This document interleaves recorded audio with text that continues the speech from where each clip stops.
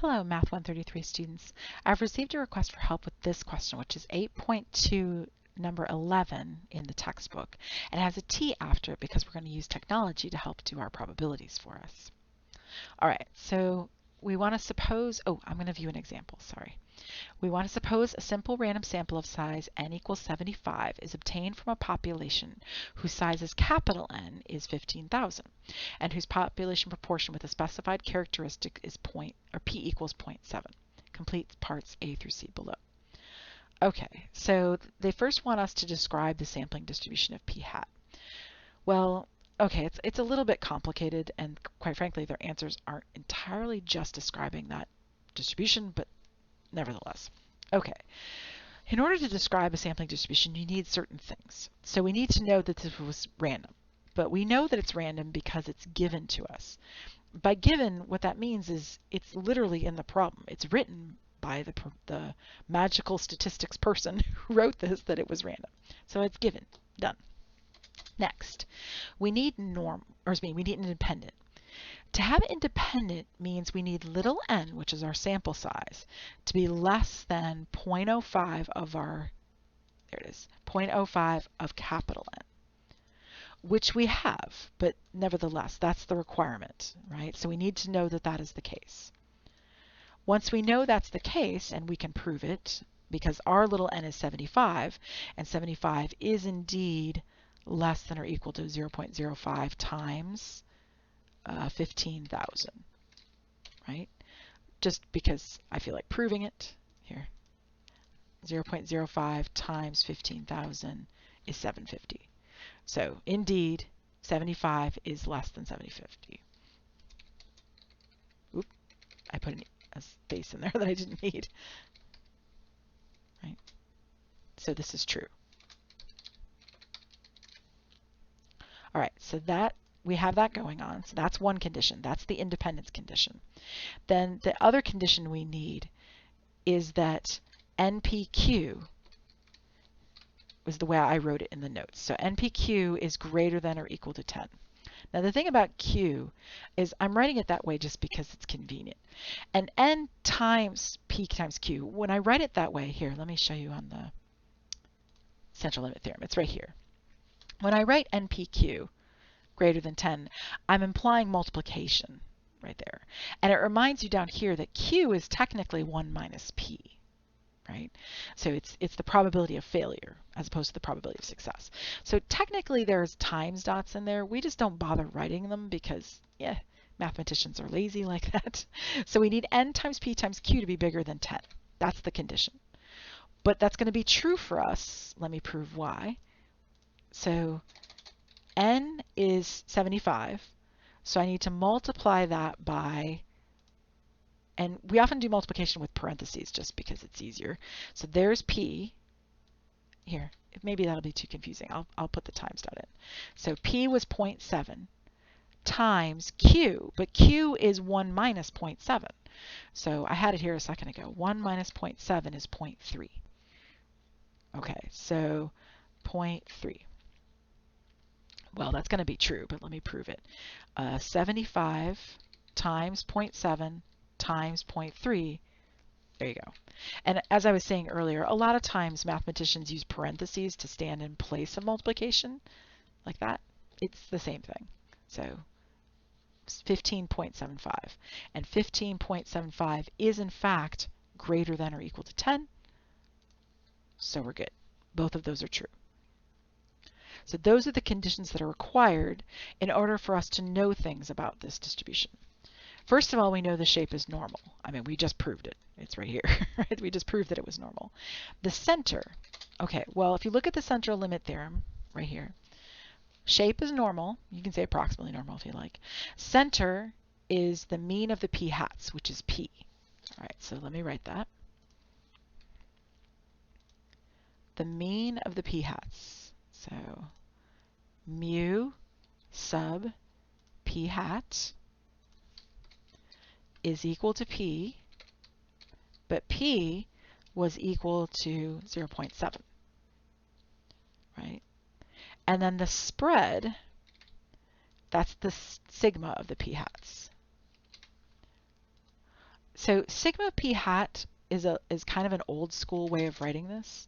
A more modern way of writing it is to say SE of the p hats, right? So if you say standard error of the p hats, it means the same thing. They're all the same. It's just some people write it one way, some people write it another. All right, now that has a big old formula. So that involves the square root, and then there's a fraction in there of p times q divided by n.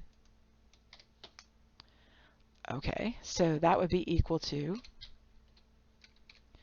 and then I need to put in those values. So that would be p was 0.7. I'm going to make this bigger so you can see this a little bit better. There we go. Bigger font. Maybe I'll zoom in just a touch more. There we go. All right, so p was 0.7. Q is 1 minus p, so that's 0.3. Like that. And we're going to divide it by n, which is 75. All right, so, and obviously we're going to take just a few decimal places out of this. Like, this is not going to be perfect. So let me approximate that. All right, so I'm going to do that in Desmos. All right, let me close that. Close that. All right, so I want a square root. So you can type SQRT, the letters SQRT brings up the square root, or you can go grab it out of the palette, whichever way you like. And then there's a couple options you have here. So you want P, which is 0.7, times Q, which is 0.3, divide that by 75. And you might think, oh, that doesn't look like it does on the page. Yes, but it's still okay. If you want it to look like on the page, you actually have to put parentheses around it first. So 0.7 times 0.3, close parentheses, divide by 75. Notice they're the same answer. As long as you have one multiplication and one division, you're good. Just as a warning to you, do not do this. So square root 0.7 times 0.3, and then if you arrow your way out, so see how my cursor is no longer underneath that square root, then when I divide, that's wrong, right? That's a wrong answer. No, bad, bad, bad. That's bad, right? So that's a bad one. So make sure your 75 is underneath your square root. As long as the 75 is under there, then you should be good. All right, so we get 0.0529, 05292.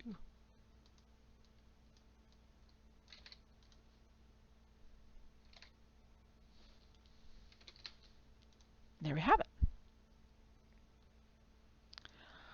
All right, so now what is the probability of obtaining 54 or more individuals with the characteristic? And I love how they just gave you the p hat there, which is kind of cheating because just a reminder, p hat is x over n. So p hat equals x divided by n. Oops. Sorry, I forgot that I'm not there. Okay, so they're telling you that it's 54 divided by, right? And then your n was 75, right? So there's your p hat, and they're just giving it to you and telling you, hey, that's, 0.72. So they're giving you that it's 0.72. I mean, if you don't believe them, we can go check it. There it is. All right. But you didn't really need to be given the 0.72 because you're going to be able to find this, because that's what StatCrunch is for. Now the key in StatCrunch, the thing that students get wrong when they mess things up in this section, is they don't use these values. These are the values you need to use in your StatCrunch calculator. So in StatCrunch, you go to Stat, Calculators, Normal. Your mean is 0.7, and your standard deviation is 0.0, I've already lost it, 05291. There it is. So I think it went to 292 if we round it. There we have it. So you have to put those values in.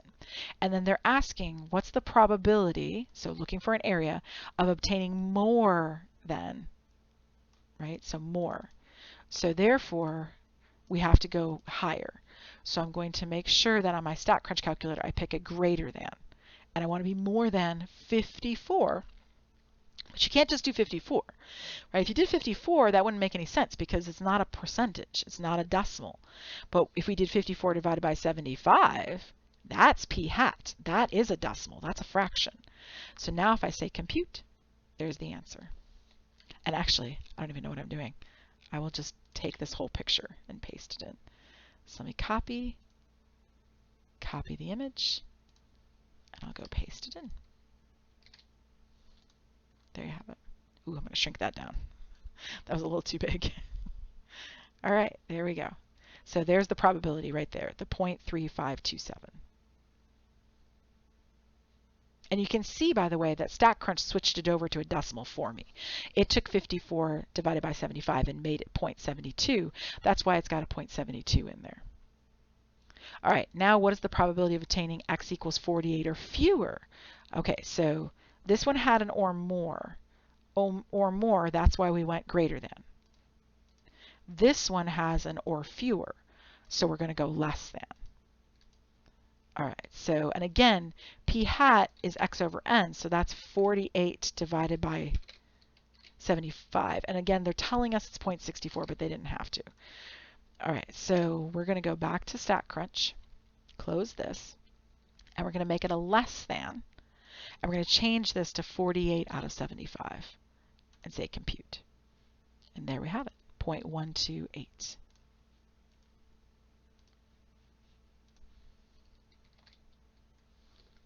There we go. All right, I hope that helps.